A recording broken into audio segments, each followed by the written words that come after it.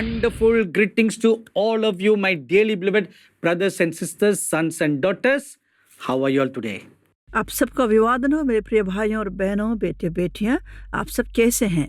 So, we are going to continue from where we stopped last week. पिछले हफ्ते हमने जो सीखा था उसी से हम आगे बढ़ेंगे. Just in case you may have forgotten. अगर शायद आप भूल गए हो, Let's recap. आइए थोड़ी सी पुनरावृत्ति को देखते हैं.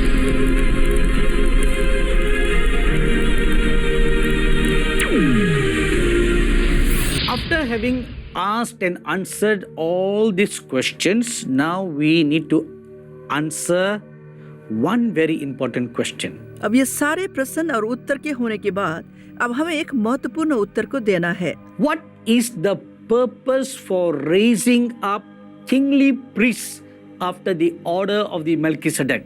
मलकीसेदेक की रीति पर राजसी याजक को तैयार करने का प्रयोजन क्या है? The priests need a temple to function. याजक को मंदिर की आवश्यकता है कार्य करने के लिए. So, if the order of the Melchizedek priesthood is for the last days and the future in heaven, इसलिए मलकीसेदेक की रीति पर की आवश्यकता अंतिम दिन एवं भविष्य में स्वर्ग में होने की आवश्यकता है. so is there going to be a temple for this priest to function? तो क्या वहाँ पर मंदिर भी होगा ताकि ये याजक वहाँ पर कार्य कर सके? If yes, what is the temple? अगर हाँ है तो मंदिर क्या है? Where is the temple? मंदिर कहाँ है? Who made the temple? मंदिर किसने बनाया है? These are all the questions we are going to answer in these concluding topics. ये सभी प्रश्नों के उत्तर इन समापन सेशनों में दिए जाएंगे. The Lord Jesus Christ himself is building a temple. प्रभु यीशु मसीह स्वयं एक मंदिर का निर्माण कर रहे हैं. You may be surprised by this. आप आश्चर्यचकित हो गए हो इस बात पर? Please turn your Bibles with me to Amos chapter 9 verse 11. कृपया मेरे साथ आमोस 9 अध्याय का 11वें वचन को देख लें. On that day I will raise up the tabernacle of David which has fallen down and repair its damages. I will raise up its ruins and rebuild it as in the days of old. उस समय मैं दाऊद के गिरे हुए तंबू को खड़ा करूंगा और उसके बाड़े के नाकों को सुधारूंगा और उसके खंडहरों को फिर बनाऊंगा और जैसा वह प्राचीन काल में था उसको वैसा ही बना दूंगा. There are 5 things that you must notice in this scripture. इस वचन में से आपको 5 बात पर ध्यान देना होगा. Number 1, the Lord said, I will raise up the tabernacle of David. पहला बात, प्रभु ने कहा कि मैं दाऊद की गिरी हुई तंबू को खड़ा करूंगा. Man is not going to do that. आदमी यह कार्य नहीं करने जा रहा है. Man is not going to build the tabernacle of David. मनुष्य दाऊद का तंबू नहीं बनाने जा रहा है. But the Lord himself will raise it up. मगर प्रभु स्वयं इसे खड़ा करेंगे. Secondly, it says, it has fallen down. दूसरी बात यह है कि यह गिरी हुई है. So who caused it to fall down? किसके कारण यह गिर गया? And thirdly, he said, he will repair the damages. तीसरी बात यह है कि वे कहते हैं कि वे नुकसानी की मरम्मती करने जा रहे हैं. And fourthly, he said, I will raise up its ruins. चौथी बात उन्होंने कहा कि मैं इसके खंडहरों को सुधारूंगा. And number 5, rebuild it as how it was in the days of old. पांचवी बात कहा गया है कि जैसा यह प्राचीन काल में था वैसा ही उसे बना देंगे. So what is a tabernacle? तंबू क्या है? The Hebrew word for tabernacle is ohel. Hebrew शब्द जो तंबू के लिए इस्तेमाल किया गया है वो है Ohel. O-H-E-L. O-H-E-L. And it means a tent or a covering or a dwelling place or home. इसका मतलब है एक तंबू, एक छांव वाले स्थान या बैठने का जगह अथवा घर. By this definition, you may remember what is written in Exodus chapter 25 verse 8. इस परिभाषा के द्वारा आपको याद आ जाएगा कि निर्गमन के पुस्तक 25 अध्याय के 8वें वचन में क्या लिखा है. The Lord God told the prophet Moses, build me a sanctuary or tabernacle that I may dwell among you. यहोवा परमेश्वर ने मूसा नबी से कहा कि वे मेरे लिए एक पवित्र स्थान बनाए कि मैं उनके बीच में निवास करूं. So this tabernacle is a dwelling place for the glory of God. यह तंबू परमेश्वर का निवास स्थान था प्रभु की महिमा के लिए. In 2 Samuel chapter 6 verses 16 to 18 we read that King David set up a tabernacle and offered sacrifices on it.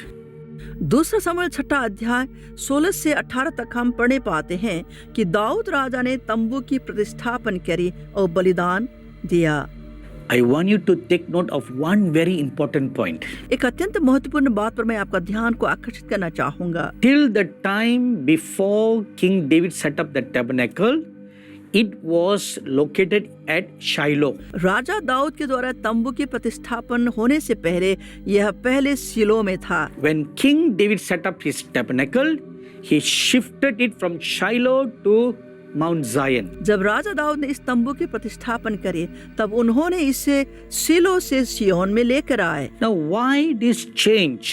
ये बदलाव क्यों है? Mount Zion is in Jerusalem, सिय्योन पर्वत यरूशलेम में है। and that is the capital of the Davidic kingdom. यह राजा दाऊद के राज्य का राजधानी था। So the shifting also signified a prophetic act. यह बदलने का जो कार्य था वो एक भविष्य सूचक कार्य भी था। What kind of a prophetic act? किस प्रकार के भविष्य सूचक कार्य? That the priesthood has changed कि याजकपन का परिवर्तन हो गया है। from the Aaronic priesthood to the Melchizedek priesthood. हारूनीय याजकपन से मल्कीसदेक के याजकपन की ओर। Please take note of that. कृपया करके इस बात पर गौर करें। And we also read in the book of Hebrews about this change. इस बदलाव के बारे में हम इब्रानियों की पुस्तक में भी पढ़ते हैं। From Aaron being the high priest, it changed to the Lord Jesus Christ being the high priest. हारून के महायाजकपन से यीशु मसीह का महायाजक का होना। When King David set up his tabernacle on Mount Zion,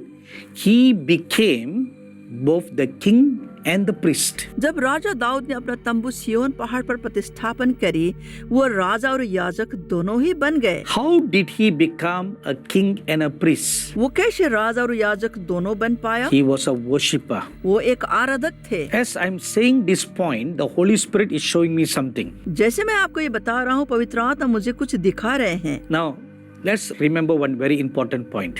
अब एक महत्वपूर्ण बात को याद करें। David was a king, Dawood एक राजा थे and as a priest, he also offered sacrifices, और एक याजक के रूप में भी उन्होंने बलिदान को भी चढ़ाया, and it was acceptable before God's eyes. और परमेश्वर की नजर में वो ग्रहण योग्य भी हुआ। If you look at 1 Samuel chapter 15, अगर आप पहला शमूएल 15 अध्याय में पढ़ते हैं, King Saul was king, and he too tried to offer sacrifices like a priest. Saul राजा भी एक राजा थे जिन्होंने याजक के माफिक बलिदान चढ़ाने की कोशिश करी, But it was rejected of him. मगर इसे स्वीकार नहीं किया गया। When the prophet Samuel came and saw what King Saul did, he was very furious. जब शमूएल नबी ने देखा कि राजा साउल ने क्या किया, वे बहुत ही आग बबूला हो गए And he strongly rebuked him for that. और उन्होंने बहुत ही कड़ा रूप में उन्हें झिड़क दिया। And he even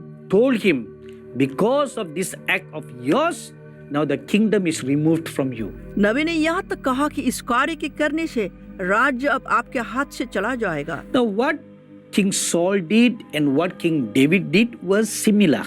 साउल राजा ने जो किया था और राजा दाऊद ने जो किया वो एक ही कार्य था। Why one was acceptable, the other was rejected? क्यों एक का कार्य ग्रहण किया गया और दूसरा का अस्वीकार किया गया? It is for several reasons. इसके कई सारे कारण हैं। Are you ready to write down? क्या आप लिखने के लिए तैयार हैं? Okay, jot down these points. इन बातों को लिख कर रखें। Number one is the place of offering of the sacrifice. पहला, बलिदान चढ़ाने की जगह। It was not the place where a proper priestly offering should be given. यह सही जगह नहीं था जहाँ सही रूप में याजक भेंट चढ़ा सकते थे। The prophet Samuel told Saul and the people of Israel to gather there for a sacrifice that he, as a prophet, will come and offer.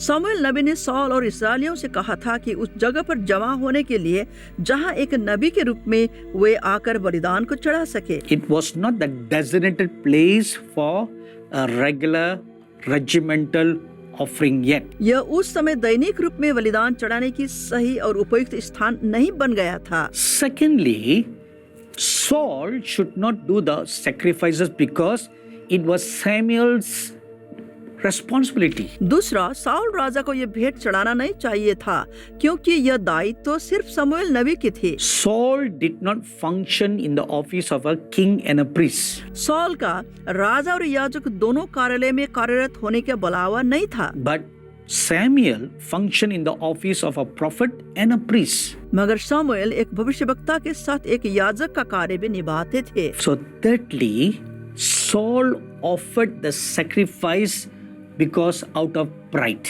तीसरा, सॉल ने गर्व के कारण बलिदान चढ़ाने का कार्य किया। And fourthly, he offered the sacrifice out of an attitude to please the people. चौथा, उसने लोगों को प्रसन्न करने के लिए बलिदान चढ़ाया था। Whereas if you look at King David, he offered the sacrifice because he wanted to worship God. जबकि अगर आप दाऊद राजा को देखते हैं तो पाते हैं कि उन्होंने परमेश्वर को भेंट चढ़ाया क्योंकि वे उनकी आराधना करना चाहते थे। So from the previous lesson we read that King David set up a tabernacle on Mount Zion. पिछले हफ्ते हमने देखा कि राजा दाऊद ने सिय्योन पर्वत पर तंबू की स्थापना करी And it was a real tabernacle. और यह एक वास्तविक तंबू था, It's not a spiritual one. यह सिर्फ आत्मिक तंबू नहीं थी। So from that tabernacle, then his son, King Solomon, built a solid temple in Jerusalem. उसी तंबू के द्वारा ही उनके पुत्र राजा सुलेमान ने यरूशलेम में एक पूर्ण मंदिर की स्थापना करी। Where the temple of King Solomon was and where the tabernacle of David was are not the same place. जहाँ सुलेमान राजा का मंदिर था और राजा दाऊद की तंबू जहाँ पर थी, ये दोनों एक ही जगह नहीं है। You know, the Bible tells us Jerusalem is a city that sits on 7 hills. आप जानते हैं कि बाइबल बताता है कि यरूशलेम वो शहर है जो 7 पहाड़ पर स्थित है। So where King David built his tabernacle was on Mount Zion. राजा दाऊद ने जहाँ तंबू की निर्माण करी वो सिय्योन पहाड़ है। But where King Solomon built the temple was on Mount Moriah. मगर सुलेमान राजा ने जहाँ मंदिर की स्थापना करी वो मोरिया के पहाड़ है। But they're not too far away. मगर इनके बीच की दूरी ज्यादा नहीं है। But when the tabernacle of David was shifted, मगर जब राजा दाऊद के तंबू को स्थानांतरित किया गया, all the focus now is upon King Solomon's temple. अब सभी का केंद्र बन गया राजा सुलेमान द्वारा निर्मित मंदिर। So over time, the tabernacle of David on Mount Zion began to get ruined. इसीलिए समय के बीतने पर सिय्योन पहाड़ के राजा दाऊद के तंबू पुराना पड़ने लगा, ध्वंस होने लगा। And over the years, because of the disobedience of the children of Israel, the temple of Solomon was totally destroyed. समय के बीतने पर और इस्राएलियों की अनाज्ञाकारिता के चलते सुलेमान का मंदिर भी पूरी तरह से नष्ट हो गया। Even though it was rebuilt during the time of Nehemiah and Ezra and then later in Herod, it was never like the former glory. यद्यपि नहम्याह के समय में इसकी पुनर्निर्माण हुआ और एजरा और बाद में हेरोद के समय में भी, मगर यह पहले के समान भव्य और महिमित नहीं हुआ। Why? क्यों? Because the glory of God has departed. क्योंकि प्रभु की महिमा उस स्थान को परित्याग कर चुका था। Why the glory of God has departed? क्यों परमेश्वर की महिमा वो स्थान को छोड़ गया? When you focus more on man-made activities, the glory departs. जब आप ज्यादातर मानव निर्मित कार्य पर ध्यान देने लगते हैं, महिमा छोड़कर जाता है। That is why in this last days, Amos 9:11 says, God will raise up the tabernacle of David. इसलिए इन अंतिम दिनों में आमोस 9 अध्याय का 11वां वचन कहता है, परमेश्वर दाऊद के तंबू को फिर खड़ा करेंगे। Now what is the difference between the two? इन दोनों के बीच की भिन्नता क्या है? The temple of Solomon and the tabernacle of David. Suleman का मंदिर और दाऊद का तंबू। The temple of Solomon was destroyed and never remembered again. Suleman का मंदिर ध्वंस हो गया और फिर कभी भी याद नहीं किया गया। The tabernacle of David, though damaged and in ruins, yet God says, I will raise it up again. Dawood का तंबू यद्यपि ध्वंस हो गया, विनाश हो गया, फिर भी परमेश्वर कहते हैं कि वे इसे फिर से खड़ा करेंगे। Why does it seem that God seems to favor the tabernacle that was on Mount Zion. क्यों ये ऐसा दिखाई देता है कि यहोवा परमेश्वर सिय्योन पहाड़ पर स्थित तंबू को पसंदीदा स्थल बता रहे हैं? For one simple reason. एक साधारण सा कारण है। King David built his tabernacle and worshiped God exuberantly with all his heart, with all his soul, with all that is within him, in spirit and in truth and in the beauties of holiness. राजा दाऊद ने उनकी तंबू की प्रतिष्ठापन करी और परमेश्वर की उपासना बड़े उत्साह और आनंद से करी, पूरे मन से, पूरे प्राण से, पूरे अंतर्मन से, सच्चाई और आत्मा से, पवित्रता के सुंदरता में। The Lord Jesus Christ himself said in John chapter 4 verse 23 and 24 that God seeks such worshippers who will worship him in spirit and in truth. प्रभु यीशु मसीह स्वयं ने कहा है कि यूहन्ना रचित सुसमाचार 4 अध्याय के 23 और 24वां वचन में परमेश्वर ऐसे उपासक ढूंढते हैं जो उन्हें आत्मा और सच्चाई से आराधना करते हैं। So for this reason, the tabernacle of David will be rebuilt again. इसी कारण के लिए दाऊद का तंबू फिर से पुनर्स्थापन की जाएगी, So that pure worship of God in spirit and truth can be reinstated. ताकि परमेश्वर की शुद्ध आराधना जो आत्मा और सच्चाई से है वो भी पुनः कायम की जा सके। Does it mean that even King David will be resurrected and made to sit in the tabernacle and offer sacrifices? इसका क्या ये मतलब है कि राजा दाऊद फिर पुनरुत्थित होकर तंबू में फिर बलिदान चढ़ाने लगेंगे? The answer to the question is found in Isaiah chapter 16 verse 5. इसका उत्तर यशायाह 16 अध्याय के 5वें वचन में मिलता है। In mercy the throne will be established, and one will sit on it in truth in the tabernacle of David, judging and seeking justice and hastening righteousness.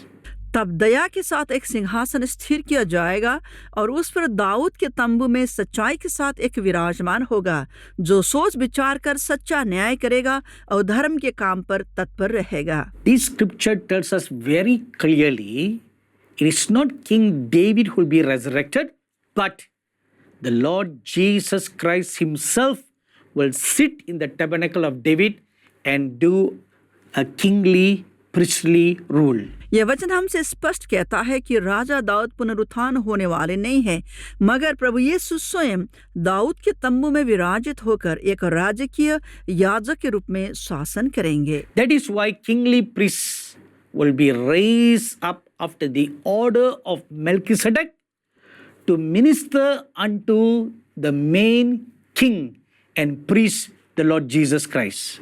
इसलिए राजसी याजक मल्कीसदेक के रीति पर खड़ा किए जाएंगे, प्रमुख महाराज एवं महायाजक प्रभु यीशु मसीह की सेवा करने के लिए। When King Nebuchadnezzar wanted people to serve him in his court, he selected youths who are of the kingly seat. जब राजा नबूकदनेस्सर ने ऐसे जवान लोगों को चुनना चाहा जो राजमहल में उनकी सेवा कर सकें, उन्होंने राजसी खानदान वाले युवाओं को चुना। Likewise, to serve the Lord Jesus Christ, who is a king and priest after the order of Melchizedek, a company of kingly priests who will worship him in spirit and in truth after the order of Melchizedek. उसी हिसाब से प्रभु यीशु मसीह की सेवा करने के लिए जो मल्कीसदेक की रीति पर राजा और याजक है, राजसी याजकों का एक दल जो उन्हें आत्मा और सच्चाई से आराधना करते हैं की आवश्यकता है, जो उन्हें मल्कीसदेक की रीति पर आराधना कर सकते हैं। That is why the study of the order of the Melchizedek is very important. इसलिए मल्कीसदेक की रीति पर अध्ययन करना बहुत ही महत्वपूर्ण है। We also read in Revelation chapter 1 verse 6 and chapter 5 verse 10 that in heaven will be anointed as a king and as a priest to serve God and to worship him forever and ever. हम प्रकाशित का वाक्य पहला अध्याय का 6वां वचन में और 5 अध्याय का 10वां वचन में भी पढ़ते हैं कि स्वर्ग में हमें एक राज्य और परमेश्वर के लिए याजक भी बना दिया है जिनकी महिमा और पराक्रम युगानुयुग रहेगा। Amen. Amen. All right, please meditate on all this until we meet again next week. कृपया इन सब बातों पर ध्यान करते रहें जब तक हम अगली बार ना मिले। God bless you all. प्रभु आप सबको आशीष दे। If you are blessed by this program,